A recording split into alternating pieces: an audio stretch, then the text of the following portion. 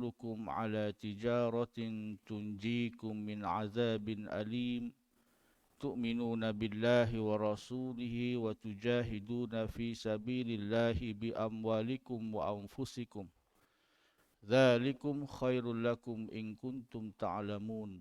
Sadaqallahul azim. Wahai orang yang beriman, maukah aku tunjukkan satu perniagaan yang mana keuntungannya ialah kamu akan dapat bebas daripada azab api neraka yang pedih. Apakah modal yang Allah sediakan untuk kita dalam perniagaan ini? Modal kita ialah tu'minuna billahi wa rasulih. Berimanlah kepada Allah dan Rasul. Wa tujahiduna fi sabilillahi bi amwalikum wa anfusikum. Dan berjuanglah pada jalan Allah Ta'ala dengan mengorbankan harta kamu dan diri kamu. Yang demikian adalah yang terbaik sekiranya kamu mengetahui. Apakah keuntungan yang Allah janjikan dalam perniagaan ini, perniagaan akhirat ini? Yaghfir lakum dzunubakum wa yudkhilkum jannatin tajri min tahtihal anhar wa masakin thayyibatan fi jannati adn dzalikal fawzul azim. Maka keuntungan yang Allah janjikan pada orang yang menanamkan modal perniagaan ini untuk akhirat ialah yang pertamanya keampunan. Keampunan atas segala dosa-dosa yang kamu lakukan. Dan dimasukkan ke dalam syurga. Jannat yudkhilkum jannatin tajri min tahtihal anhar. Dimasukkan ke dalam syurga yang indahnya syurga ini ialah di antaranya ialah ada sungai-sungai yang mengalir di bawahnya. Dan juga tempat yang terbaik, wa masakina thayyibatan fi jannati adn. Dan Allah akan kurniakan kepada mereka ini ialah tempat yang terbaik yang namanya syurga adnin. Zalikal fawzul azim. Yang demikian orang-orang yang mendapat keuntungan ini, itulah dia orang-orang yang mendapat kejayaan yang paling besar. Tuan-tuan mati Allah Subhanahu wa taala, bersyukur kita kepada Allah Subhanahu wa taala dengan setinggi-tinggi kesyukuran kerana dengan izinnya kita dapat hidup kembali setelah kita dimatikan sementara dalam tidur yang lena. Kita diizinkan oleh Allah Ta'ala untuk terus hidup untuk kesekian kalinya di atas muka bumi ini, untuk kita meningkatkan lagi ketakwaan kita kepada Allah Subhanahu wa taala. Di samping untuk kita menambahkan amal-amal soleh kita sebagai bekalan untuk kita nanti persembahkan di hadapan Allah Ta'ala nanti di akhirat. Dan mungkin ada kesilapan dosa kita kepada Allah Ta'ala yang mana Allah masih lagi beri peluang untuk kita bertaubat padanya. Ataupun ada urusan-urusan sesama manusia yang belum lagi selesai. Hutang piutang, persengketaan, permusuhan. Maka dengan nikmat hidup inilah untuk kita kembalikan, merapatkan ukhuwah, kasih sayang kita sesama manusia, sesama Muslim, untuk nanti kita tinggalkan dunia ini dalam keadaan tidak ada lagi halangan-halangan untuk kita mendapat rahmat Allah Subhanahu wa taala. Mudah-mudahan hari ini lebih baik daripada hari-hari yang semalam, hari-hari yang terdahulu, insya-Allah. Kita sambung kembali pengajian kita yang lalu. Kita telah sampai kepada keperitan dan ujian yang berat di padang mahsyar. Dalam tempoh yang terlalu lama, keadaan di padang mahsyar dengan berhadapan dengan pelbagai kesusahan dan hiruk pikuk. Maka pada waktu itu, tuan-tuan mati Allah Subhanahu wa taala, maka ada di kalangan segolongan ahli mahsyar berusaha untuk supaya dipercepatkan urusan penghisaban kerana tidak dapat bertahan lamanya menghadapi ujian yang perit di padang mahsyar. Setelah sekian lama berdiri di padang mahsyar yang penuh penderitaan, semua manusia sudah tidak mampu menunggu lagi. Lalu mereka segera menemui para nabi kekasih Allah Subhanahu wa taala agar mereka perkenankan permintaan untuk Allah Taala memulakan hisab. Namun semua nabi bermula daripada Nabi Adam alaihissalam sehingga Nabi Isa alaihissalam tiada yang berani memenuhi permintaan itu. Mereka masing-masing terlalu sibuk memikirkan kesalahan yang pernah mereka lakukan sehingga malu untuk meminta kepada Allah Ta'ala pada hari yang sangat menakutkan itu.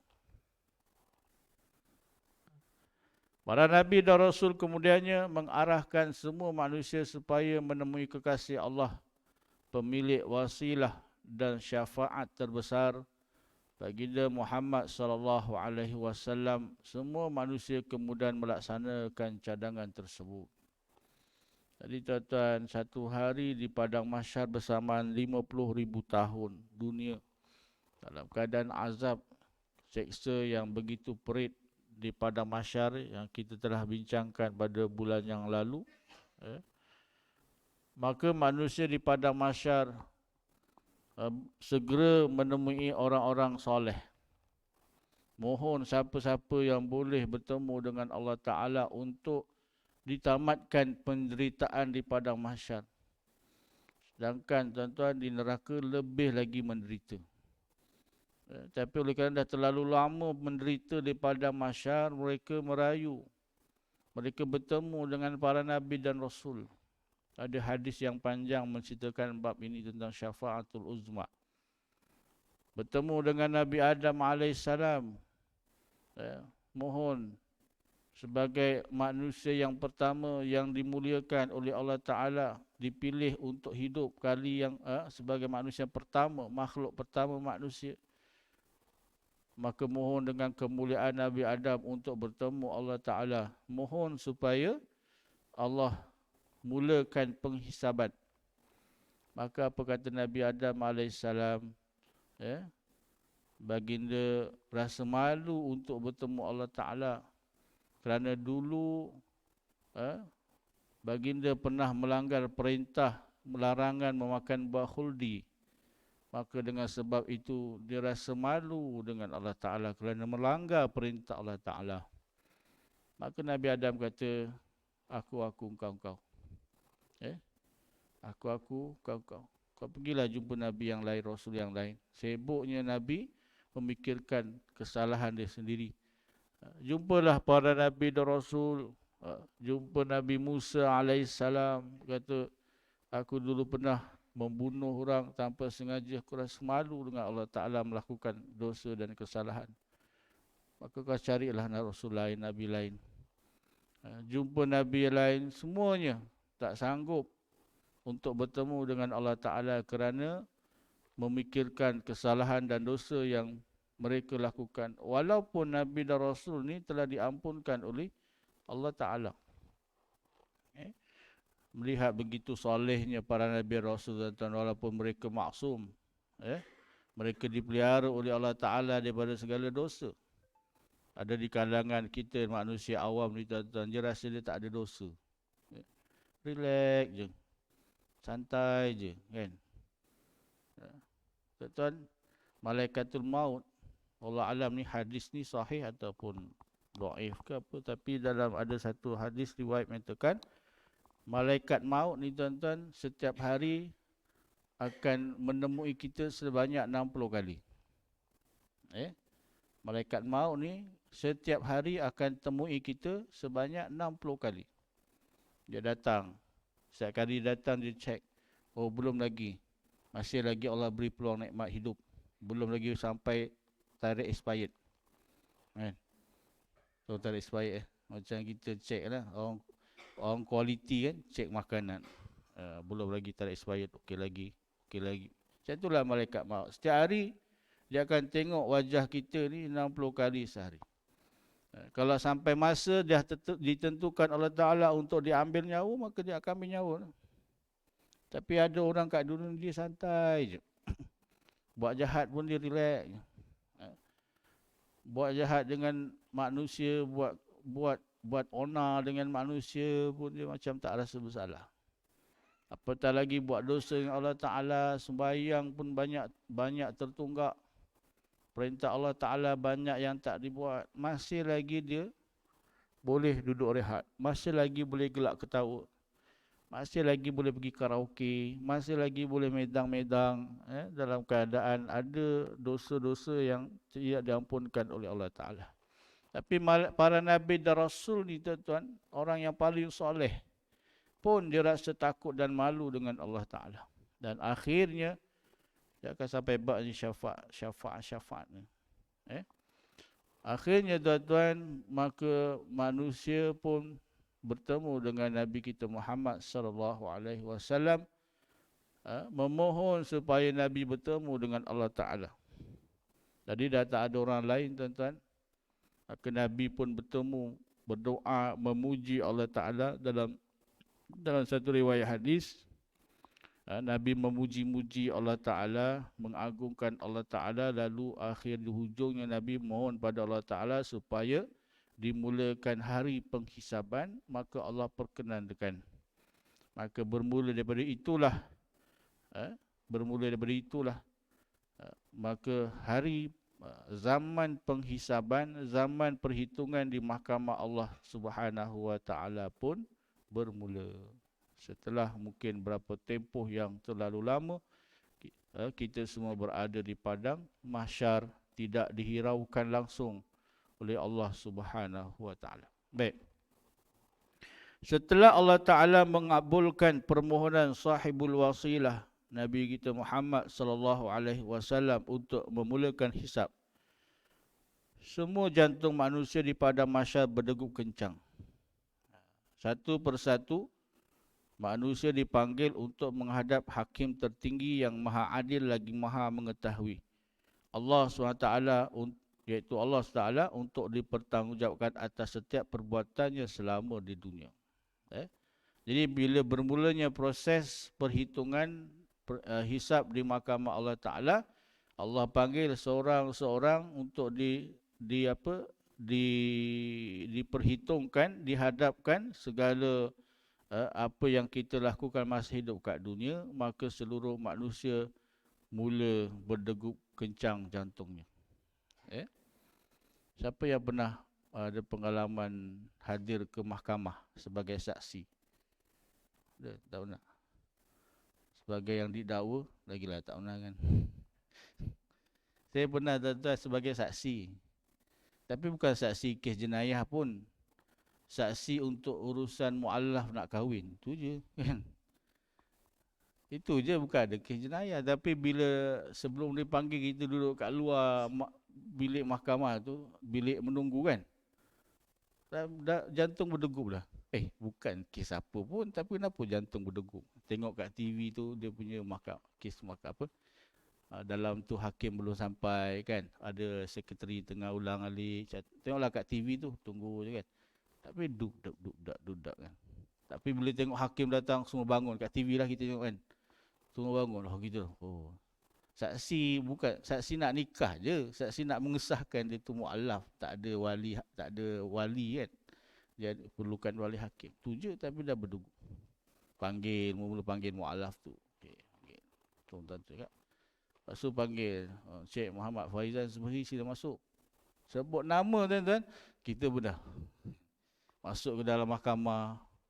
Tengok orang tak adalah PKP kan, tak banyak kan. Ada sekretari, ada hakim kat tengah tu. Mula duduk kat kursi apa ni? Hadirin lah. Kan duduk. Okey, sebut nama lagi, bangun. Okey. Tuan Hakim, ni adalah saksi untuk permohonan mu'allaf berkahwin berkaitan dengan wali hakim. Okey, silakan. Okey, Cik Mak Faizal, sila kan. Kita jalan ke kandang tu kan. Pun dah degup-degup. Hakim apa nak tanya? Dia tanya simple-simple je lah. Apa yang kita tahu kan. Adalah kesilapan sikit, saya jawab benda yang saya tak tahu tapi saya jangka lah kan. Dia ada adik-beradik berapa orang? Tanya kan, nak tahu kita ni kenal ke tak malam, dia ada berapa orang? Sebenarnya saya pun tak pasti juga soalan tu tiba-tiba tanya. Kan? 3 orang kot. Kata. Kot tu tak boleh, dia kata. Kena pasti, tahu tak tahu? Hakim tanya balik, tahu tak tahu? Ustaz tahu tak tahu? Dia berapa orang? Tak maaf saya tak tahu. Okey, dia tak tahu cakap tak tahu. Tapi itulah prosesnya. Dia tanya soalan simple, bukan jenayah atau saksi apa. Tapi automatik jantung kita tu berdegup, dudak kan. Itu baru simple kan. Nak jadi saksi untuk kes perkahwinan, belum jadi kes jenayah berat. Belum lagi yang tertuduh. Kan?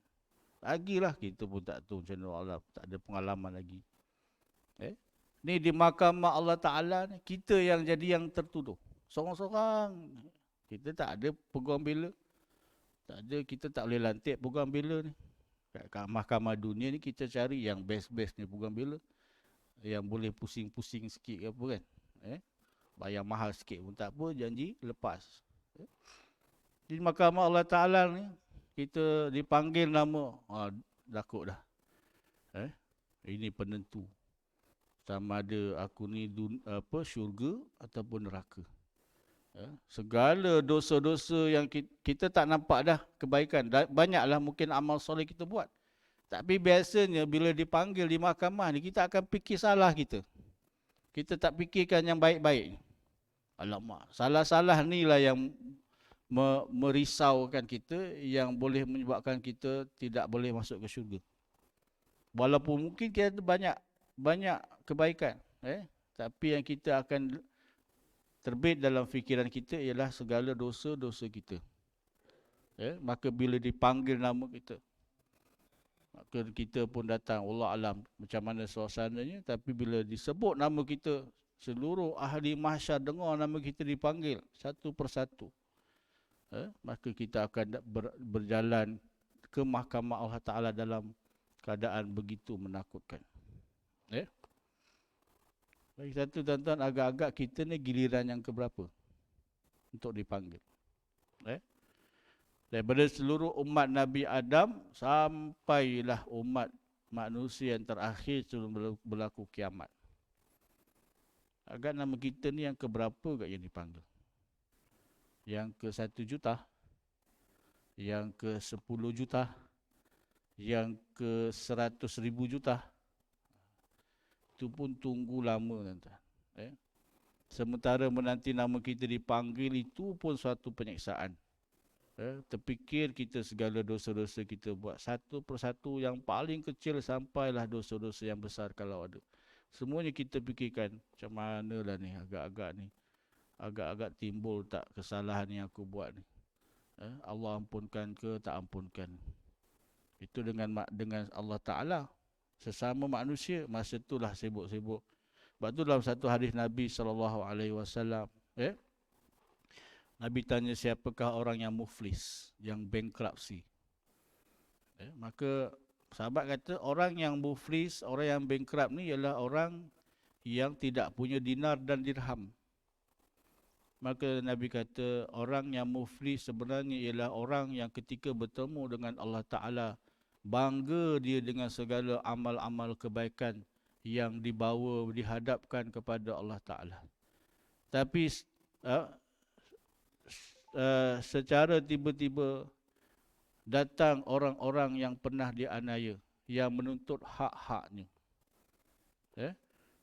Dulu kat dunia dia ada aniaya orang, ada zalimi orang, ada rampas hak orang, hutang tak bayar, contoh kan, hutang-hutang tak bayar, tuntutan amanah dikhianati. Maka orang-orang yang teraniaya ni menuntut hak-haknya.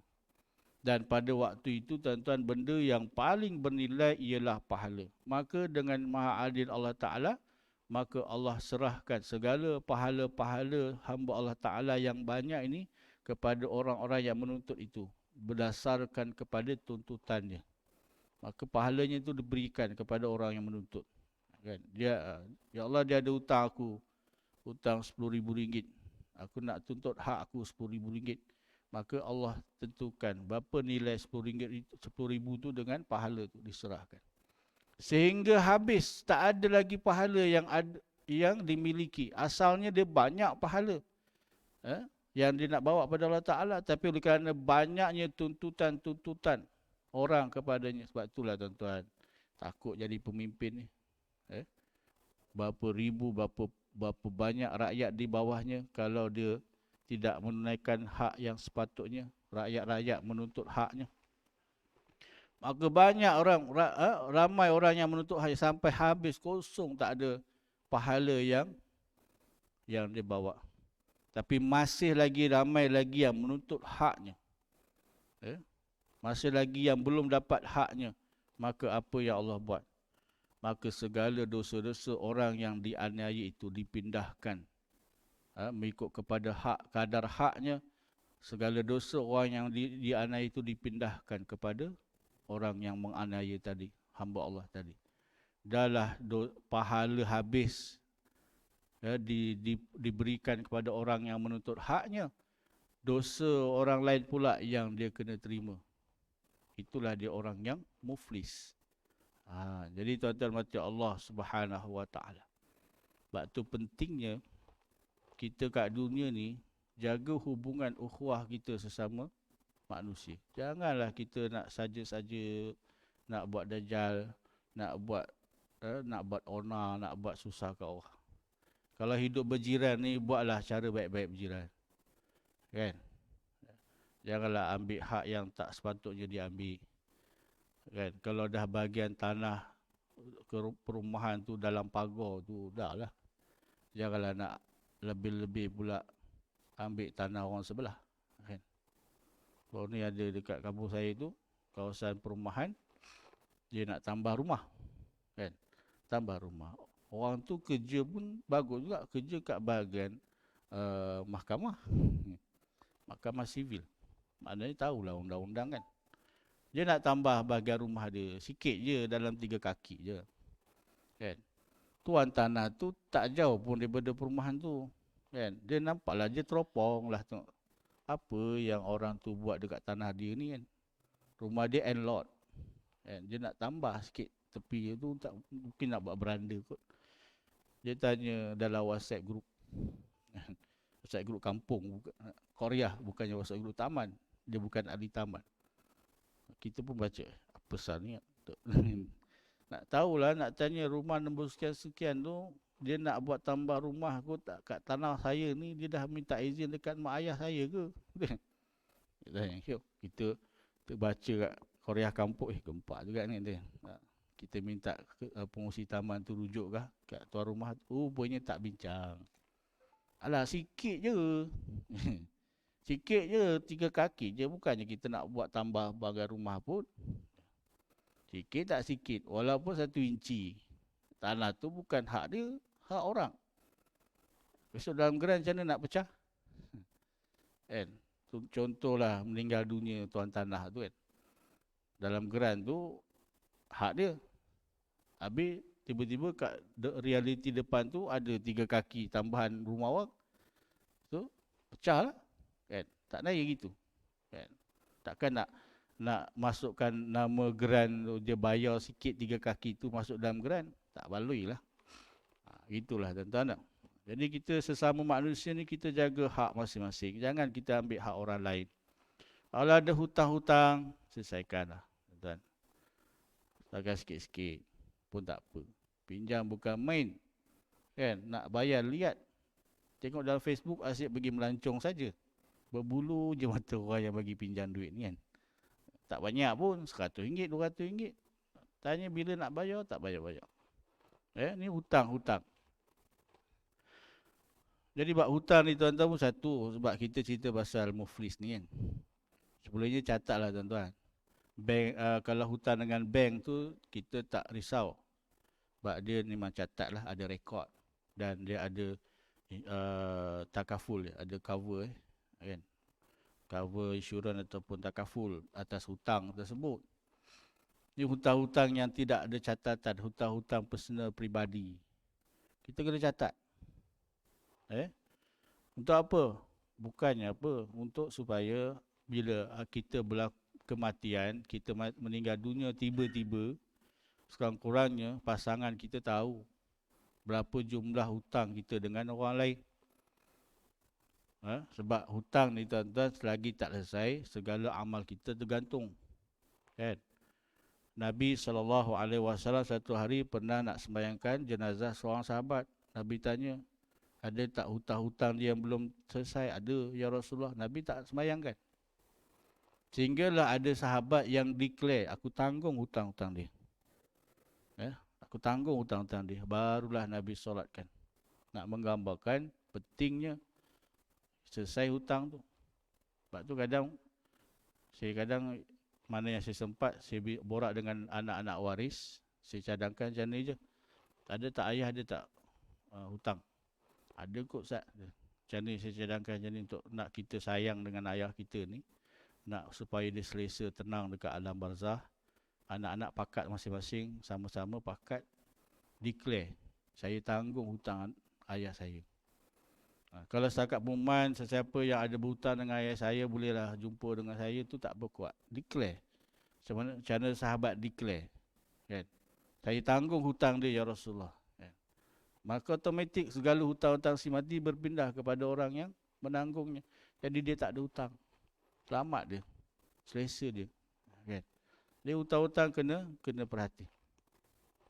Hutang-hutang dengan manusia satu, hutang-hutang dengan Allah Ta'ala. Hutang Allah Ta'ala ni contoh perintah solat. Tapi perintah solat ni minta maaf lah, memang tak boleh nak tanggung. Zakat, puasa. Kalau sama ada waris boleh gantikan puasa si mati arwah ataupun gantikan dengan fidyah. Zakat.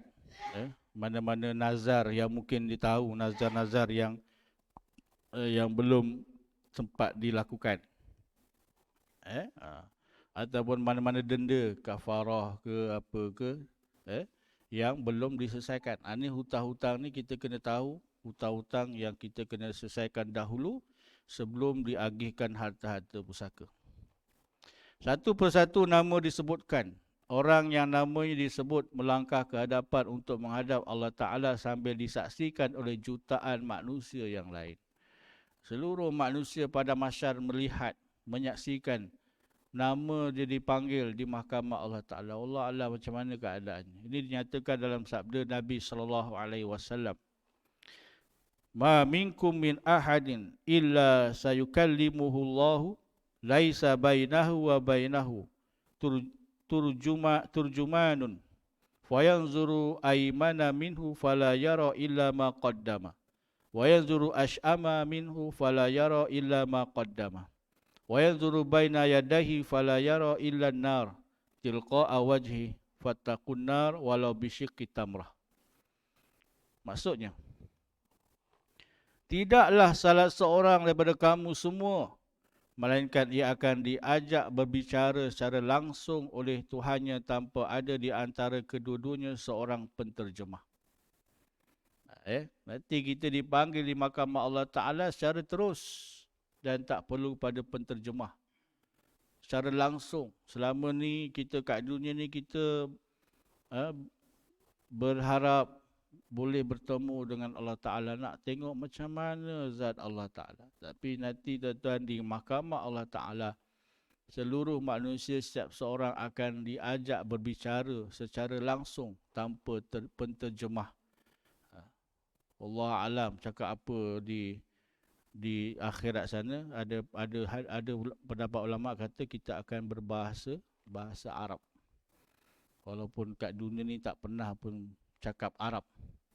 Tapi bahasa di sana bahasa Arab, Allah alam. Tapi apa-apa bahasa pun semuanya adalah makhluk Allah Ta'ala. Sejawa ke apa ke kat sana ke, semuanya adalah ciptaan Allah Ta'ala. Boleh saja. Tapi kita akan berbicara secara langsung. Ia memandang ke arah kanan namun tidak melihat apa-apa kecuali amal perbuatan yang pernah dia lakukan. Dia memandang ke arah kiri namun ia tidak melihat apa-apa kecuali amal perbuatan yang pernah dia lakukan. Dia memandang ke hadapan namun ia tidak melihat apa-apa melainkan api neraka. Maka jagalah dirimu daripada api neraka walau hanya dengan separuh kurma.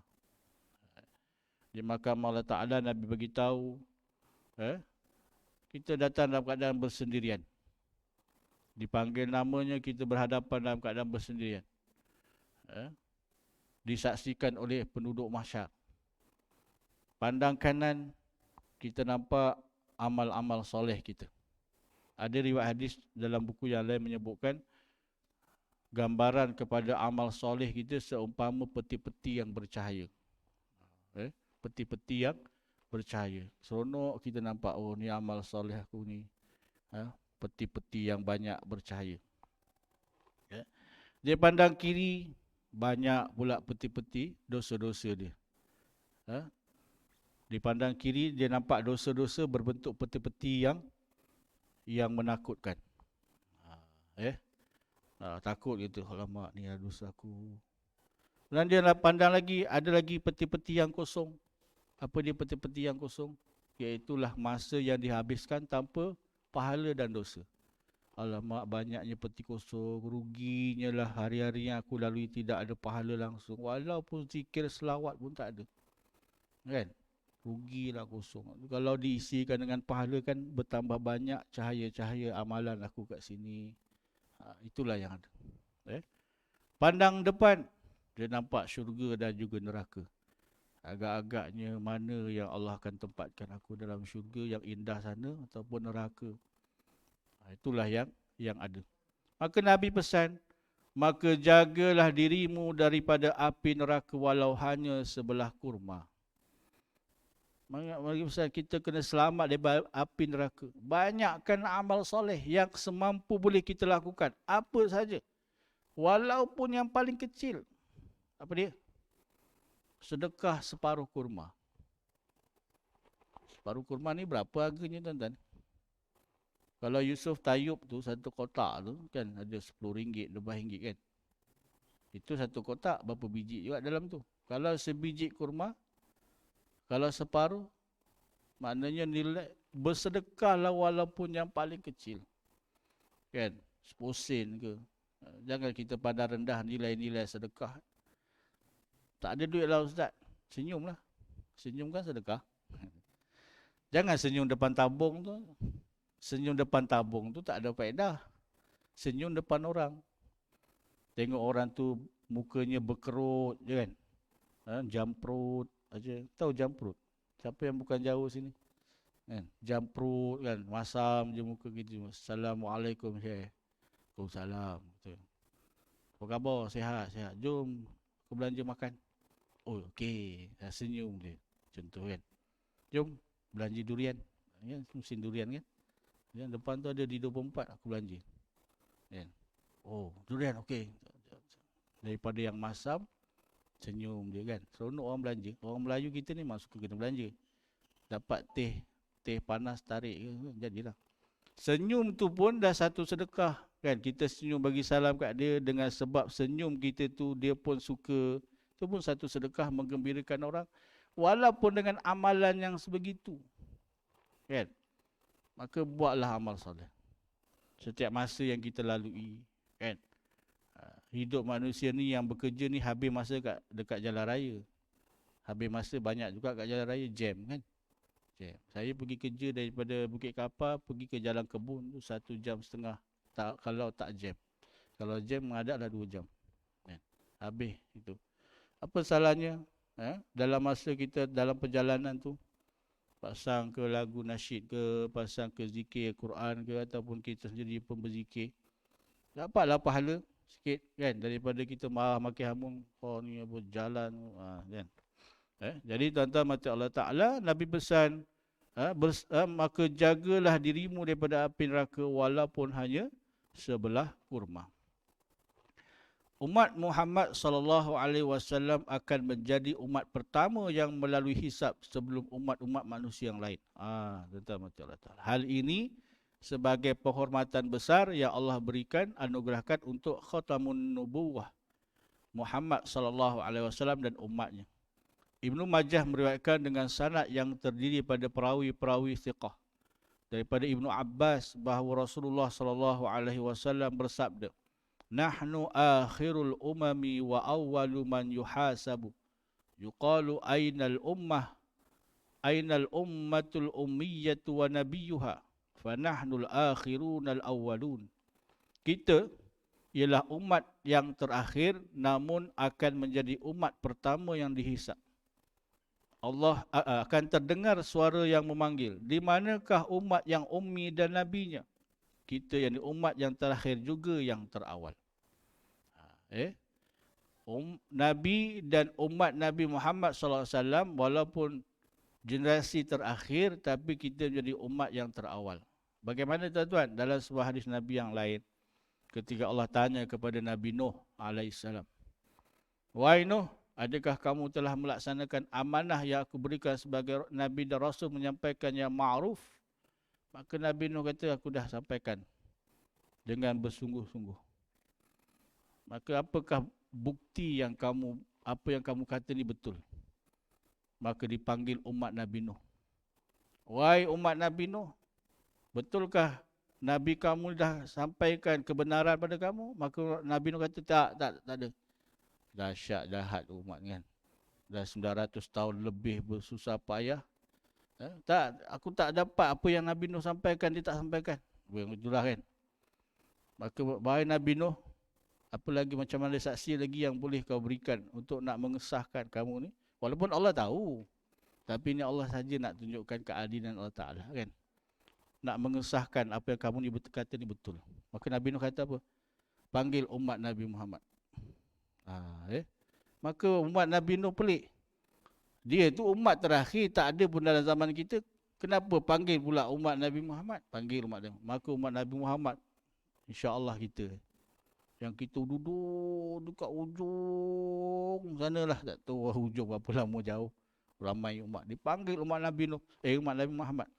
Maka daripada hujung tu, maka datang umat Nabi Muhammad duduk kat depan. Kan? Ditanya, Allah tanya, betul ke Nabi Nuh telah melaksanakan tanggungjawabnya? Maka umat Nabi Muhammad jadi saksi. Kita ni jadi saksi. Betul ya Allah, Nabi Nuh telah melaksanakan tugasnya. Maka umat Nabi Nuh tanya, "Macam mana kamu tahu?" Lebih kurang itulah, saya pun tak tahu dialognya kan. Saya cuma buat biasalah. Macam mana kamu boleh tahu yang Nabi Nuh telah melaksanakan tugasnya sedangkan kamu tak ada pun pada zaman kami? Kami tahu melalui Al-Quran. Melalui Nabi kami Muhammad SAW dan juga Al-Quran. Daripada Allah Ta'ala. Ini hebat, mulianya umat Nabi Muhammad sallallahu alaihi wasallam. Jadi kita nak jadi umat Nabi tuan-tuan, nak duduk sama-sama dengan Nabi dekat saf barisan paling depan, maka kita kena rasa cinta dengan Nabi kita Muhammad sallallahu alaihi wasallam. Banyakkan selawat kepada Nabi kita. Laksanakan sunnah-sunnah Nabi, sunnah-sunnah yang wajib, sunnah-sunnah yang sunat. Apa je sunnah? Ada sunnah wajib, sunnah-sunnah ada sunnah Nabi yang wajib. Ada sunnah Nabi yang sunat. Ada sunnah Nabi yang haram pun ada kita buat. Apa sunnah Nabi yang haram? Nabi kahwin 9. Takkan kita nak kahwin 9 orang. Itu sunnah Nabi untuk Nabi. Kan? Sunnah Nabi, ada sunnah Nabi qiyamul lail bagi Nabi wajib. Qiyamul lail bangun malam. Tapi bagi kita sunnah. Kan? Ada sunnah Nabi yang wajib, ada. Iaitulah Nabi sampai ke Madinah, Nabi bina kerajaan Islam. Itu sunnah yang wajib. Maka kita kena usaha untuk sampai melaksanakan sunnah yang wajib. Itu belum berjaya lagi lah. Jatuh kerajaan Turki Osmaniyah, kerajaan Islam tak ada. Jadi usaha kita nak bina balik kerajaan Islam tu sunnah yang wajib kita kena usahakan. Usahalah. Sebagai kalau tidak capai pun kita meninggal dunia, sekurang-kurangnya kita buktikan depan Allah Ta'ala, inilah usahaku nak laksanakan sunnah Nabi. Membina daulah Islam. Itu contoh tuan-tuan kelebihan umat Nabi kita Muhammad sallallahu alaihi wasallam. Mudah-mudahan kita termasuk dalam kumpulan umat Nabi yang dicintai oleh Nabi, yang diperaku. Kita ni sebagai umat Nabi Muhammad sallallahu alaihi wasallam. Macam mana Nabi nak mengaku, nak tahu kita ni umat dia? Kita tak pernah jumpa Nabi pun, Nabi tak pernah jumpa kita pun. Ada yang mimpi? Tak ada kan? Allah alam. Kalau dia mimpi jangan cerita dah. Bukan dia yang bermimpi jumpa Nabi. Kita tak pernah jumpa Nabi, Nabi tak pernah jumpa kita. Macam mana ke akhirat Nabi boleh kenal kita ni umat Nabi Muhammad SAW? Ada caranya tuan-tuan. Itu bulan depan lah. Ini dah waktu syuruk. Itu bulan depan kalau saya ingat, kita akan sama-sama bicarakan bagaimana untuk Nabi kenal kita ni sebagai umat dia. Jadi yang paling utama tuan-tuan mati Allah SWT sebagai pengajaran dan muhasabah kita pada pagi ini, bahawa zaman ataupun tempoh hari perhitungan di mahkamah Allah SWT merupakan perhitungan yang paling penting dalam kehidupan kita sebagai manusia, sebagai hamba Allah Ta'ala. Itulah penentu kepada nasib kita, sama ada kita akan menjadi ahli syurga ataupun menjadi ahli neraka. Dan mudah-mudahan dengan perkongsian kita beberapa peristiwa hari ini dan yang akan datang nanti kita kongsikan akan meningkatkan keimanan kita kepada Allah Ta'ala dan Rasul, serta menambahkan kecintaan kita kepada hari akhirat insya-Allah. Jadi tuan-tuan mati Allah Ta'ala, sekadar itu saja untuk tazkirah subuh pada pagi ini. Yang baik itu datang dari Allah Ta'ala. Salah silap, kekurangan itu adalah daripada kelemahan diri saya sendiri. Yang baik itu daripada Allah Ta'ala. Sampaikanlah kepada teman-teman yang tidak dapat hadir pada pagi ini insya-Allah. Barakallahu li wa lakum fil Qur'anil azim. Wa nafa'ani wa iyyakum bima fihi minal ayati wa zikril hakim wa taqabbala minni wa minkum tilawatahu innahu huwas samiul alim. Aqulu qawli hadza wa astaghfirullahal azim li wa lakum. Wassalamu alaikum warahmatullahi taala wabarakatuh. Kita akhiri dengan tasbih kafarah dan surah wal asr. Subhanallah bihamdika asyhadu an la ilaha illa anta astaghfiruka wa atubu ilaik. Bismillahirrahmanirrahim. Wal asri innal insana lafi khusr illa alladzina amanu wa amilus solihat wa tawassaw bil haqq wa tawassaw bis sabr. Sekian, wassalamu alaikum warahmatullahi wabarakatuh.